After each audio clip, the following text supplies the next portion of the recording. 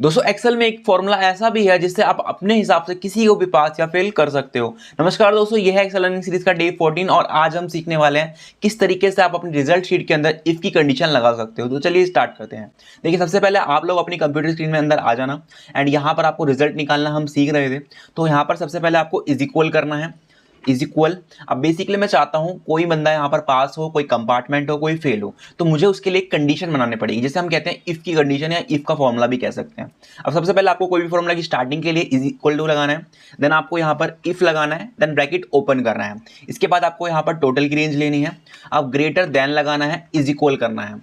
अब यहाँ मैं लिख देता हूँ 350, कॉमा लगाना है, इन्वर्टेड कॉमा लगाना है, देन यहाँ पर लिख देते हैं पास, फिर से इन्वर्टेड कॉमा लगाना है, फिर से कॉमा लगाना है, देन फिर से इफ की कंडीशन एंड ब्रैकेट ओपन करने के बाद दोबारा से हमें यहाँ टोटल की रेंज लेनी है, greater than is equal to. अब फॉर्मूला यहाँ से दोबारा से रिपीट हो रहा है। यहाँ मैं लिख देता हूँ 300, देन कॉमा इन्वर्टेड कॉमा, यहाँ पर मैं लिख देता हूँ COMP compartment, inverted comma comma, then जो बच गया वो क्या हो जाए यहाँ पर फेल। तो यहाँ पर मैंने इन्वर्ट कोमा के अंदर फेल लिख के 2 बार ब्रैकेट क्लोज कर दिया, क्योंकि मैंने 2 बार यहाँ पर इफ की कंडीशन लगाई है। देन यहाँ पर एंटर कर देंगे। अब यहाँ पर एक बच्चा पास हो गया है, कंट्रोल D करेंगे तो यहाँ पर कोई पास हुआ है, कोई फेल हुआ है, कोई पास, कोई फेल, कोई पास।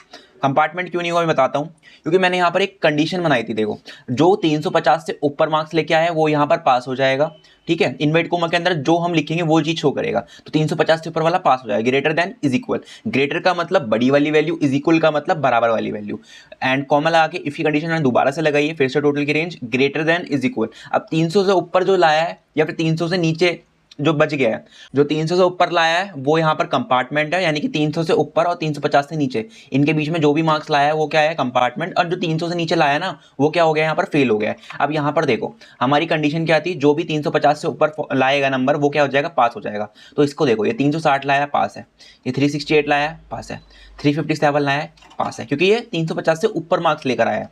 ये लोग देखो 300 से नीचे लाए हैं, फेल फेल। अब मैं किसी के मार्क्स मान लो बढ़ाकर कर देता हूँ 300 से लेके 350 के बीच में।